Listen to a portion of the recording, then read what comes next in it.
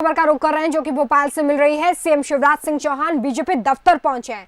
संगठन नेताओं से चर्चा के लिए पहुंचे। सीधी तस्वीरें हम आप तक पहुंचा रहे हैं। प्रदेश अध्यक्ष वीडी शर्मा, सुहास भगत से सीएम चर्चा करेंगे और मंत्रिमंडल विस्तार की सूची पर चर्चा की जाएगी। ये बेहद महत्वपूर्ण घटनाक्रम इस वक्त की बड़ी खबर। बीजेपी दफ्तर पहुंचे हैं मुख्यमंत्री शिवराज सिंह चौहान और मंत्रिमंडल विस्तार को लेकर जो अटकलें लंबे समय से लगाई जा रही थी उसको लेकर अब काम शुरू होता दिखाई दे रहा है। मंत्रिमंडल विस्तार की सूची पर चर्चा यहां पर होने वाली है।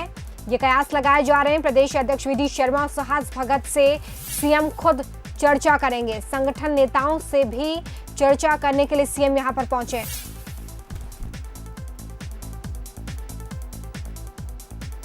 तो देखिए, लंबे समय से मंत्रिमंडल विस्तार नहीं हो पा रहा था कोरोना काल के चलते। इससे पहले एक मिनी मंत्रिमंडल बनाया गया जिसमें 5 मंत्री थे, लेकिन उसके बाद से ही लगातार मंत्रिमंडल विस्तार को लेकर अटकलें तेज हो रही थीं। और इस बीच अब कोरोना काल में जब अनलॉक 1 में हम एंटर कर चुके हैं, उस बीच अब इसको लेकर कवायद तेज हो रही है, हलचल तेज होती हुई नजर आ रही है। सीएम शिवराज सिंह चौहान बीजेपी दफ्तर पहुंचे हैं और ये एक्सक्लूसिव तस्वीरें इस वक्त आपकी स्क्रीन पर। मंत्रिमंडल विस्तार की सूची पर यहां पर चर्चा करने के लिए खुद प्रदेश के मुखिया पहुंचे हैं और देखिए अंदर वो एंटर करते हुए सबसे पहले बंसल न्यूज आप तक ये तस्वीरें पहुंचा रहा है। सभी का अभिवादन स्वीकार करते हुए सीएम इस वक्त देखिए बीजेपी दफ्तर में एंटर कर रहे हैं। यहाँ पर संगठन मंत्री पहले से मौजूद हैं। प्रदेश अध्यक्ष वीडी शर्मा को आप तस्वीरों में देख रहे हैं।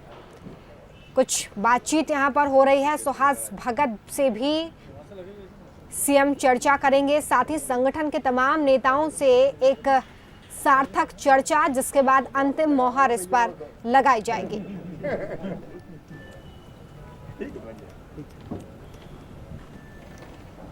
तो मंत्रिमंडल विस्तार की सूची पर चर्चा की जाएगी। खुद सीएम बीजेपी दफ्तर पहुंचे हैं।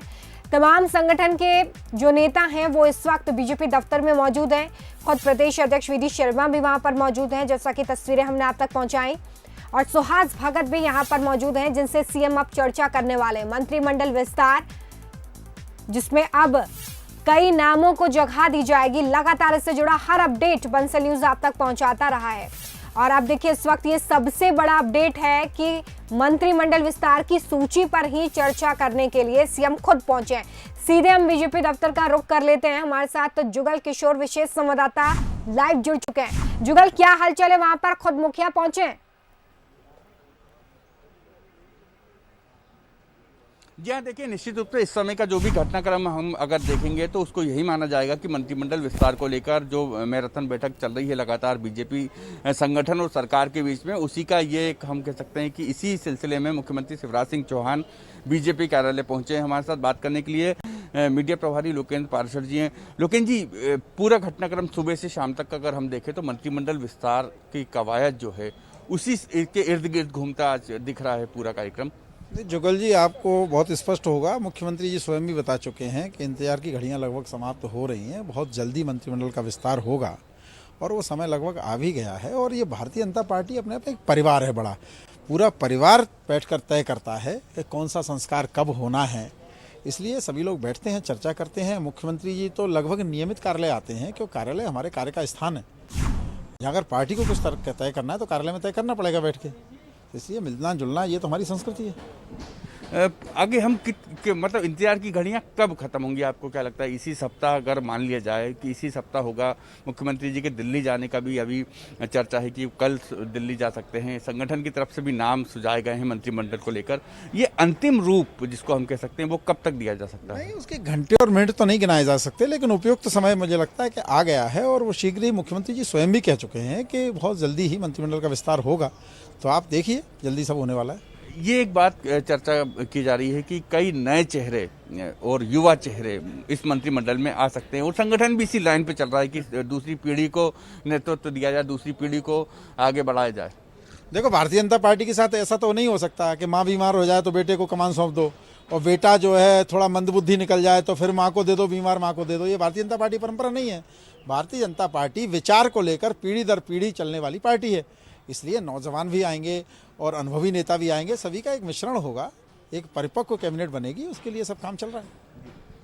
एक परिपक्व कैबिनेट बनेगी, सभी चेहरे सम्मिलित होंगे, युवा चेहरे भी आएंगे, पुराने जो अनुभवी नेता हैं उनको भी समायोजित किया जाएगा और शायद यही समायोजन ही एक कारण है जिसके लिए लगातार बैठकें हो रही हैं, लगातार चर्चाओं का दौर चल रहा है और जो मंत्रिमंडल विस्तार जो टलता हुआ जो आ रहा है उसके पीछे यही एक समन्वय और एक समायोजन की जो स्थिति बन रही है रोमिता, उसी को लेकर अंतिम रूप देने की कोशिश की जा रही है कि संगठन और सरकार के बीच में कि अंतिम रूप दिया जाए मंत्रिमंडल को। लगता है जल्द ही, मतलब 2 दिन के अंदर ही, 2 या 3 दिन के अंदर मध्य प्रदेश में मंत्रिमंडल का विस्तार हो जाएगा। बिल्कुल, ये तस्वीरें बता रही है कि इस वक्त मंत्रिमंडल विस्तार को लेकर ये लास्ट फेज है जिसमें हम तमाम चर्चाओं का दौर देख रहे हैं और ऐसे में आपके लिए ये जानना बहुत जरूरी है कि आखिर कौन से वो संभावित चेहरे हो सकते हैं जिन्हें इस बार आप शिवराज मंत्रिमंडल में देखेंगे। तो सबसे पहला नाम इसमें गोपाल भार्गव का आता है। पूर्व नेता प्रतिपक्ष हैं और वरिष्ठ विधायक भी,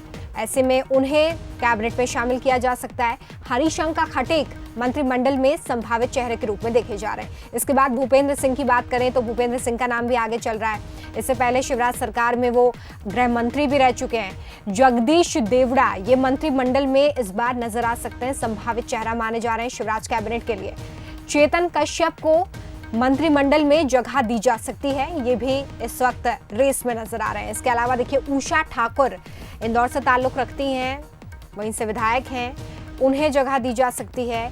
रमेश मेंदोला हो सकते हैं, ये भी इंदौर से। इसके अलावा मोहन यादव वो संभावित चेहरे हैं जिन्हें शिवराज कैबिनेट में इस बार मौका मिल सकता है। तो ये संभावित चेहरे हम आपको बता रहे हैं। अरविंद भदौरिया, काफी बड़ी भूमिका इनकी हाल ही के दिनों में नजर आई थी, उन्हें मंत्रिमंडल में कोई जिम्मेदारी दी जा सकती है। यशोधरा राजे सिंधिया, पिछली शिवराज सरकार में भी वो महिला एवं बाल विकास मंत्री रह चुकी हैं, उन्हें जिम्मेदारी दी जा सकती है। गिरीश गौतम संभावित चेहरे माने जा रहे हैं जो कि शिवराज कैबिनेट में नजर आ सकते हैं। इसके बाद केदार शुक्ला, एक मेगा कैबिनेट जो कि अब बनने जा रही है उसमें नजर आ सकते हैं। राजेंद्र शुक्ल विंध्य क्षेत्र के बड़े नेता हैं। वहीं प्रेम सिंह पटेल का नाम भी रेस में आगे चल रहा है। चलिए सीधे हम जुगल का रुख कर लेते हैं और बेहतर तरीके से समझने की कोशिश करते हैं, क्योंकि इस बार नाम बहुत सुझाए गए हैं। जुगल, बहुत सारे नाम सुझाए गए हैं, संगठन की तरफ से भी कुछ नामों को आगे रखा गया है और इशारा यह भी मिल रहा है कि इस बार कुछ यंगस्टर्स इस बड़े मंत्रिमंडल में नजर आ सकते हैं। आपके पास क्या जानकारी है इसको लेकर? देखिए, निश्चित रूप से अभी समायोजन करना ही एक बीजेपी के सामने बड़ी चुनौती है। बीजेपी अनुभवी नेताओं को दरकिनार नहीं कर सकती और जो युवा चेहरे हैं और जो अब मंत्रिमंडल के लिए योग्य हो चुके नेता हैं उनको भी अब दरकिनार नहीं किया जा सकता। तो ये दोनों का समायोजन करना बीजेपी के लिए एक बड़ी चुनौती है और कुछ क्षेत्रीय समीकरण और जातिगत समीकरण को साधना भी एक बड़ी चुनौती के रूप में लिया जा रहा है।